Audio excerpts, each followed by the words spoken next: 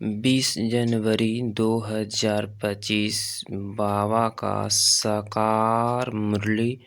मीठे बच्चे, ज्ञान की धारणा के साथ साथ सतयुगी रजाई के लिए याद और पवित्रता का बल भी जमा करो। प्रश्न: अभी तुम बच्चों के पुरुषार्थ का क्या लक्ष्य होना चाहिए? उत्तर: सदा खुशी में रहना, बहुत बहुत मीठा बनना, सबसे प्रेम से चलना, यही तुम्हारे पुरुषार्थ का लक्ष्य हो। इसी से तुम सर्वगुण संपन्न, 16 कला संपूर्ण बनेंगे। प्रश्न: जिनके कर्म श्रेष्ठ है उनकी निशानी क्या होगी? उत्तर: उनके द्वारा किसी को भी दुख नहीं पहुँचेगा। जैसे बाप दुख हरता सुख करता है, ऐसे श्रेष्ठ कर्म करने वाले भी दुख हरता सुख करता होगा। गीत: छोड़ भी दे आकाश सिंहासन, छोड़ भी दे आकाश सिंहासन। ओम शांति। मीठे मीठे रूहानी बच्चों ने गीत सुना। यह मीठे मीठे रूहानी बच्चे किसने कहा? दोनों बाप ने कहा, निराकार ने भी कहा तो साकार ने भी कहा। इसीलिए इनको कहा जाता है बाप वह दादा, दादा है साकारी। अभी यह गीत तो भक्ति मार्ग के है। बच्चे जानते हैं बाप आया हुआ है और बाप ने सारे सृष्टि चक्र का नॉलेज बुद्धि में बिठाया। तुम बच्चों की भी बुद्धि में है कि हमने 84 जन्म पूरे किए, अब नाटक पूरा होता है। अब हमको पावन बनना है। योग वह याद से, याद और नॉलेज यह तो हर बात में चलता है। बैरिस्टर तो ज़रूर याद करेंगे और उनके नॉलेज लेंगे। इसको भी योग और नॉलेज का बल कहा जाता है। यहाँ तो यह है नई बात, उस योग और ज्ञान से बल मिलता है। हद का यहाँ इस योग और ज्ञान से बल मिलता है बेहद का, क्योंकि सर्वशक्तिमान अथॉरिटी है। बाप कहते हैं मैं ज्ञान का सागर भी हूँ। तुम बच्चे अब सृष्टि चक्र को जान गए हो। मूल वतन सूक्ष्म वतन सब याद है।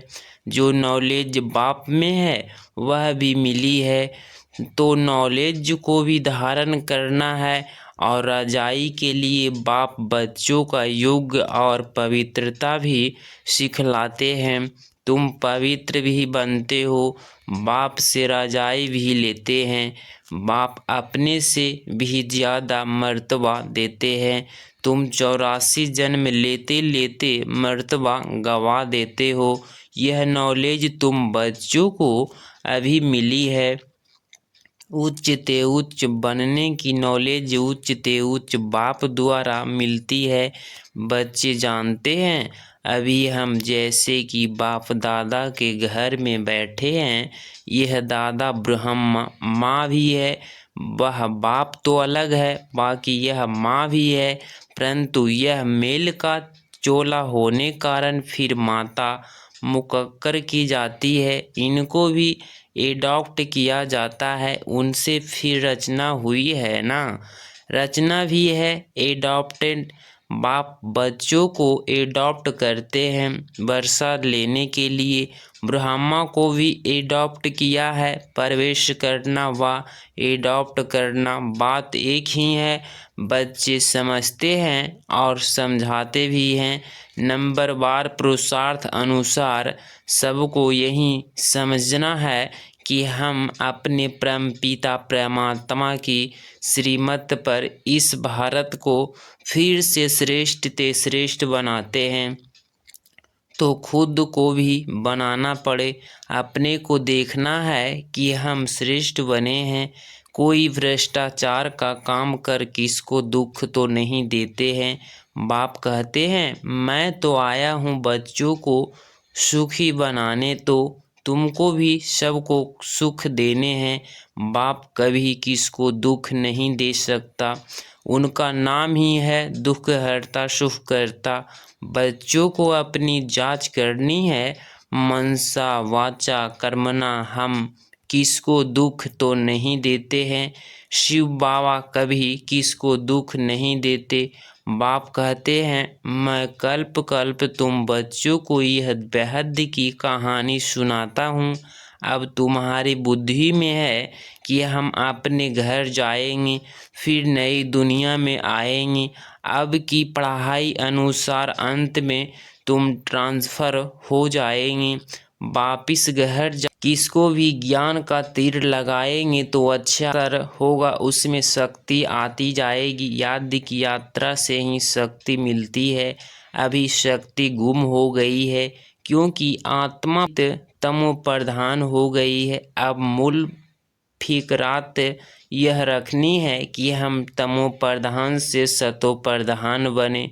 मन मना भव का अर्थ यह है, गीता जो पढ़ते हैं उससे पूछना चाहिए मन मना भव का अर्थ क्या है। यह किसने कहा, मुझे याद करो तो बरसे मिलेगा। नई दुनिया स्थापन करने वाला कोई श्री कृष्ण तो नहीं है, वह प्रिंस है। यह तो गाया हुआ है ब्रह्मा द्वारा स्थापना। अब करण करावन हार कौन भूल गए हैं, उनके लिए सर्वव्यापी कह देते हैं। कहते हैं ब्रह्मा विष्णु शंकर आदि सब में वही है। अब इसको कहा जाता है अज्ञान। बाप कहते हैं, तुमको 5 विकार रूपी रावण ने कितना बेसमझ बनाया है। तुम जानते हो बरोबर, हम भी पहले ऐसे थे। हाँ, पहले उत्तम से उत्तम भी हम ही थे, फिर नीचे गिरते महान पतित बने। शास्त्रों में दिखाया है राम भगवान ने बंदर सेना ली, यह भी ठीक है। तुम जानते हो हम बरोबर बंदर मिसल थे। अभी महसूसता आदि है, यह है ही भ्रष्टाचारी दुनिया। एक दो को गाली देते कांटा लगाते रहते हैं। यह है कांटों का जंगल, वह है फूलों का बगीचा। जंगल बहुत बड़ा होता है, गार्डन बहुत छोटा होता है। गार्डन बड़ा नहीं होता है, बच्चे समझते हैं बरोबर इस समय यह बड़ा भारी कांटों का जंगल है। सतयुग में फूलों का बगीचा कितना छोटा होगा। यह बातें तुम बच्चों में भी नंबरवार पुरुषार्थ अनुसार समझते हैं, जिसमें ज्ञान और योग नहीं है, सर्विस में तत्पर नहीं है, तो फिर अंदर में इतनी खुशी भी नहीं रहती। दान करने से मनुष्य को खुशी होती है, समझते हैं इसमें आगे जन्म में दान पुण्य किया है तब अच्छा जन्म मिला है। कोई भक्त होते हैं, समझेंगे हम भक्त अच्छे भक्त के घर में जाकर जन्म लेंगे, अच्छे कर्मों का फल भी अच्छा मिलता है। बाप बैठ कर्म अकर्म विकर्म की गति बच्चों को समझाते हैं। दुनिया इन बातों को नहीं जानती। तुम जानते हो अभी रावण राज्य होने कारण मनुष्यों ने कर देन होती है, वह है ही पाप की। देवताओं के आगे कितना स्वच्छता से भोग लगाते हैं, स्वच्छ बनकर आते हैं, परंतु जानते कुछ भी नहीं। बेहद के बाप की भी कितनी ग्लानि कर दी है। वह समझते हैं कि यह हम महिमा करते हैं कि ईश्वर सर्वव्यापी है, सर्वशक्तिमान है, परंतु बाप कहते हैं यह इन्हों की उल्टी मत है। तुम पहले पहले बाप की महिमा सुनाते हो कि उच्च ते उच्च भगवान एक है, हम उनको ही याद करते हैं। राजयोग की एम ऑब्जेक्ट भी सामने खड़ी है, यह राजयोग की बाप ही सिखलाते हैं। श्री कृष्ण को बाप नहीं कहेंगे तो वह बच्चा है, शिव को बाबा कहेंगे उनको अपनी देह नहीं। यह मैं लोन पढ़ लेता हूँ, इसीलिए इनको बाप दादा कहते हैं। वह है उच्च ते उच्च निराकार बाप ना को रचना से वर्षा मिल न सके। लौकिक संबंध में बच्चे को बाप से वर्षा मिलता है, बच्ची को तो मिल न सके। अब बाप ने समझाया है, तुम आत्माएं हमारे बच्चे हो, परम पिता ब्रह्मा के बच्चे बच्चियां हो। ब्रह्मा से वर्षा नहीं मिलना है, बाप का बनने से ही वर्षा मिल सकता है। यह बाप तुम बच्चों को सम्मुख बैठ समझाते हैं। इनके कोई शास्त्र तो बन नहीं सकते, भल तुम लिखते हो तो कोई समझा न सके, बिना टीचर किताब से कोई समझ न सके। अब तुम हो रूहानी टीचर्स, बाप है बीज रूप, उनके पास सारे झाड़ के आदि मध्य अंत की नॉलेज है।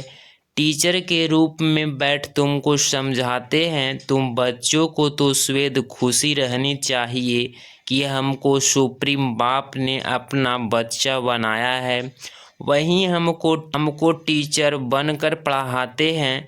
सच्चा सतयुगी भी है, साथ में ले जाते हैं। सर्व का सतगति दाता एक ही है, उच्च ते उच्च बाप ही है, जो भारत को हर 5000 वर्ष बाद वर्षा देते हैं। उनकी शिव जयंती मनाते हैं। वास्तव में शिव के साथ त्रिमूर्ति भी होना चाहिए। तुम त्रिमूर्ति शिव जयंती मनाते हो, सिर्फ शिव जयंती मनाने से कोई बात सिद्ध नहीं होगी। बाप आते हैं और ब्रह्मा का जन्म होता है, बच्चे बने, ब्राह्मण बने और एम ऑब्जेक्ट सामने खड़ी है। बाप खुद आकर स्थापना करते हैं। एम ऑब्जेक्ट भी बिल्कुल क्लियर है, सिर्फ श्री कृष्ण का नाम डालने से सारे गीता का महत्व में चला गया है। यह भी ड्रामा में नूंद है, यह बहुल फिर भी होने वाली है। खेल ही सारा ज्ञान और भक्ति का है। बाप कहते हैं, लाडले बच्चे सुखधाम शांति धाम को याद करो। अल्फ और बे कितना सहज है, तुम किसी से भी पूछो मन मना भव का अर्थ क्या है। देखो क्या कहते हैं, बोलो भगवान किसको कहा जाए। उच्चते उच्च भगवान है ना, उसको सर्वव्यापी थोड़े ही कहेंगे, वह तो सबका बाप है। अभी त्रिमूर्ति शिव जयंती आती है, तुमको त्रिमूर्ति शिव का चित्र निकालना चाहिए। उच्चते उच्च है शिव, फिर सूक्ष्म वतनवासी ब्रह्मा विष्णु शंकर। उच्चते उच्च है शिव बाबा, वह भारत को स्वर्ग बनाते हैं। उनकी जयंती तुम क्यों नहीं मनाते हो। जरूर, भारत को वर्षा दिया था, उनका राज्य था, इसमें तो तुम्हारे आर्य समाजी भी ही मदद देंगे, क्योंकि शिव को मानते हैं। तुम अपना झंडा चढ़ाओ, एक तरफ त्रिमूर्ति गोला, दूसरी तरफ झाड़। तुम्हारा झंडा वास्तव में यह होना चाहिए, हो सकता है ना। झंडा चढ़ा दो तो जो सब देखे सारी समझहानी इसमें है। कल्प वृक्ष और ड्रामा इसमें तो बिल्कुल क्लियर है। सबको मालूम पड़ जाएगा कि हमारा धर्म फिर कब होगा। आप वहीं अपना अपना हिसाब निकालेंगे। सबको यह चक्र और जहाड़ पर समझाना है। क्राइस्ट कब आया, इतना समय वह आत्माएं कहाँ रहती है। जरूर कहेंगे, निराकारी दुनिया में हम आत्माएं रूप बदल कर यहाँ आकर साकार बनते हैं। बाप को भी कहते हैं ना, आप भी रूप बदल साकार में आएंगे तो यहाँ ना, सूक्ष्म बतन में तो नहीं आएंगे। जैसे हम रूप बदल कर पाठ बजाते हैं, आप भी आओ, फिर से आकर राजयोग सिखलाओ। राजयोग है ही भारत को स्वर्ग बनाने का। यह तो बड़ी सहज बातें हैं। बच्चों को शौक चाहिए, धारणा कर औरों को करानी चाहिए, उसके लिए लिखा पढ़ी करनी चाहिए। बाप भारत को आकर हेवन बनाते हैं, कहते भी हैं। बरोबर क्राइस्ट से 3000 वर्ष पहले भारत प्राइड से था, इसीलिए त्रिमूर्ति शिव का चित्र सबको भेज देना चाहिए।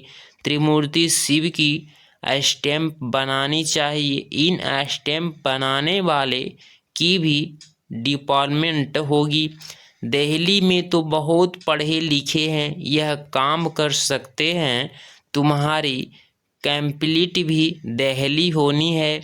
पहले दिल्ली को पाकिस्तान कहते थे, अब तो किर्गिस्तान है।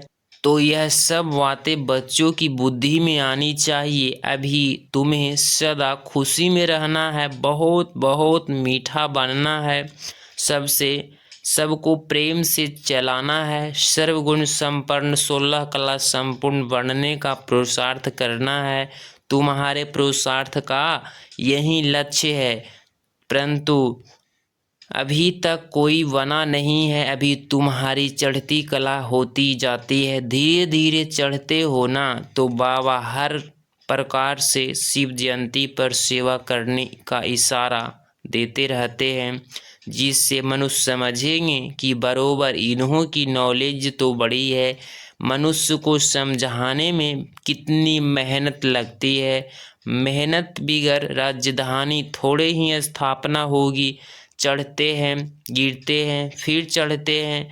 बच्चों को भी यह कोई न कोई तूफान आता है। मूल बात है ही याद की, याद से ही शतो प्रधान बनना है। नॉलेज तो सहज है, बच्चों को बहुत मीठे ते मीठा बनना है। एम ऑब्जेक्ट तो सामने खड़ी है।